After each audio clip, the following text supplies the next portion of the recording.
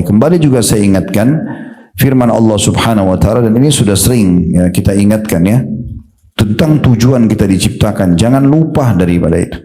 Surah Az-Zariyat surah nomor 51 ayat 56. Allah kekalkan dalam Al-Quran, ini tujuan kita ada di muka bumi ini, tidak ada tujuan lain. Az-Zariyat 56, wa ma khalaqtul jinna wal insa illa liya'budun. Aku tidak ciptakan, kata Allah. Kalian ada di muka bumi ini, hai laki-laki, hai perempuan, dari suku manapun, ya, bagaimanapun kondisi ekonominya, sosialnya, semuanya tujuannya hanya untuk mengabdi dan beribadah kepadaku. Jadi memang kalau ada yang tanya apakah saya diciptakan untuk sholat Ustaz, untuk haji, untuk umrah, untuk zikir, baca Quran, hadir majelis ilmu, iya, nggak ada tujuan lain. Gak ada tujuan lain. Itu duduk-duduk omong kosong sama teman-teman, makan, minum, itu pernak-perniknya. Kenapa pernak-pernik didahulukan, pelengkap hidup, lalu tujuan utama ditinggalkan? Demi untuk ngobrol sama teman, sholat ditunda. Demi untuk meeting, sholat bahkan ditinggalkan. Ada beberapa ikhwan yang mengeluh begitu. Dia kerja di perusahaan, Jumat, karena pemilik perusahaannya orang non-muslim, disuruh meeting.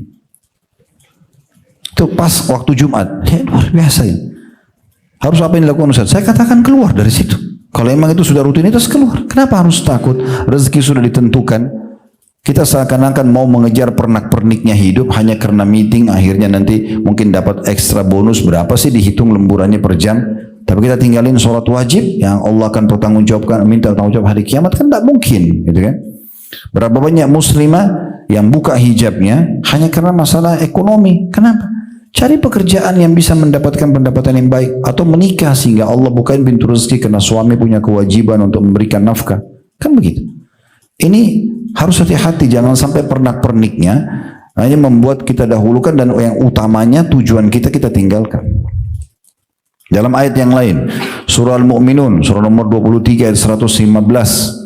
Allah Subhanahu wa taala juga berfirman, Al-Mu'minun surah nomor 23 ayat 115, afahasibtum annama khalaqnakum abathan wa annakum ilaina la turja'un? Apakah kalian mengira kami ciptakan kalian sia-sia dan kalian tidak akan dikembalikan kepada kami? Kalian tidak mati? Lalu tidak ditanya waktu setiap detik yang kita lalui dengan hal sia-sia tidak akan ditanya? Atau amal soleh yang dikerjakan tidak dapat balasannya? Tanda tanya ini, ya. Dan kalian tidak akan kembali kepada kami. Ibnu Qayyim Al-Jauzi rahimahullah mengatakan, Ibnu Qayyim Al-Jauzi mengatakan, terjemahnya kurang lebih, apakah kalian diciptakan tanpa ada maksud dan hikmah? Begitu saja lahir, omong kosong saja, nggak ada sesuatu tujuan. Nah, itu rugi sekali kalau orang tidak paham tujuan dia ada di sini, ya. Di muka bumi, kenapa dia lahir dari rahim ibu ini, kenapa dari sperma ayah itu, kenapa sudah ada air, ada udara, ada waktu terbatas, ada makan, ada minum, tuh begitu saja. Itu orang-orang kafir, orang muslim tidak boleh seperti itu. Dia harus tahu ada tujuan dia diciptakan. Kata beliau, makna ayat tadi, afahasibtum annama khalaqnakum abathan wa annakum ilaina la turja'un? Apakah kalian mengira kami ciptakan kalian sia-sia dan kalian tidak akan dikembalikan kepada kami? Kata beliau, maknanya, tafsirnya, apakah kalian diciptakan tanpa ada maksud dan hikmah? Tidak untuk beribadah kepada Allah dan juga tanpa ada balasan darinya? Tanda tanya. Nah, tidak mungkin gitu. Kemudian Allah juga berfirman dalam surah Al-Qiyamah, mirip dengan ini, ayat 36. Ya, surah Al-Qiyamah ayat 36 bunyinya, ayahsabul insanu ayyutraka suda? Apakah manusia mengira mereka akan dibiarkan begitu saja tanpa pertanggungjawaban? Tanda tanya. Surah Al-Qiyamah sudah turun dari 1400 tahun yang lalu, Bu. Allah ingatkan dari kita di masjidnya, di rumahnya ini pada kesempatan ini. Saya juga diingatkan dan ibu-ibu juga diingatkan.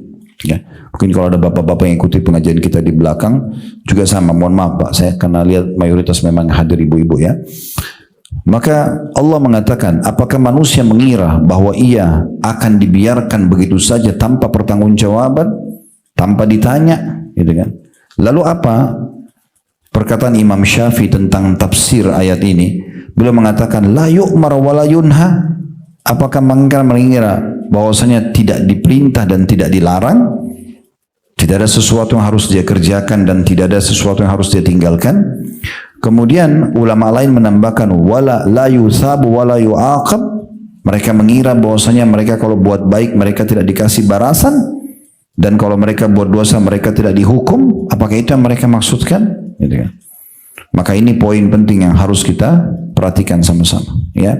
Jadi harus hati-hati sekali dengan hal-hal seperti ini.